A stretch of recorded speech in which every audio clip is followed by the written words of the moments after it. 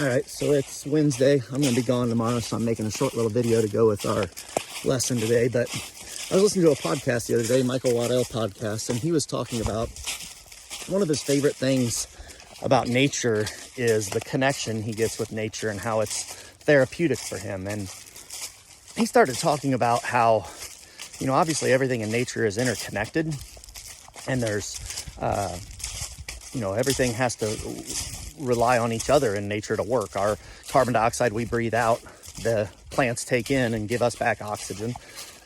But he was also talking about just the spiritual, physical also connection between, nature and humans, and being out there and feeling and seeing all that there's like a rhythmic connection to the earth that plants and animals and humans and everybody has to have for everything to work. And I thought that sounded weird. So I started researching it a little bit, and I was listening to, I actually read a study that talked about plants listening to classical music grow better than plants that are not exposed to classical music. So I was like, why in the world would that matter? And they said it had something to do with the rhythm and the beat, not physically maybe of those. Again, they don't have ears to hear them. They have vascular tissue that carries, the nutrients and everything through their body or their plant tissue, through the phloem and the xylem tissue. But something to do with the rhythm through sound waves and vibrations that can be felt and heard. And then you start thinking about it, and everything in nature, like when the birds start to wake up, when I'm out in the woods before sunrise and you start to hear that first bird, that whippoorwill that lets out a song, or maybe it's a raccoon that kind of growls. But it's whenever that first silence is broken, everything comes to life, and it's a magical feeling.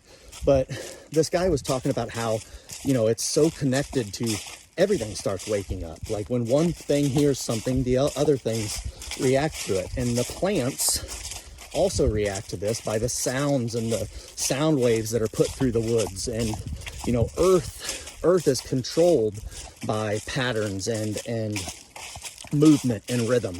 The oceans, the tides, all are rhythmic. If the earth stopped rotating to the rhythm and the cadence that it is doing as it moves, everything would change. Light is affected by this on a rhythm. So it was really fascinating. So what I want you to do, we're doing the scientific method again. We kind of really didn't prove anything with our Gatorade and water experiment where we watered the radish plants. Honestly, it was inconclusive, but I would say it really didn't make a difference. Gatorade didn't hurt or help the growth of the plant. But what do you think? If we could somehow play classical music on one plant and keep another plant completely in silence, like a soundproof room, would the plant with classical music grow better? How about this? What if we switched it to heavy metal, right? We did one with classical music, one with heavy metal.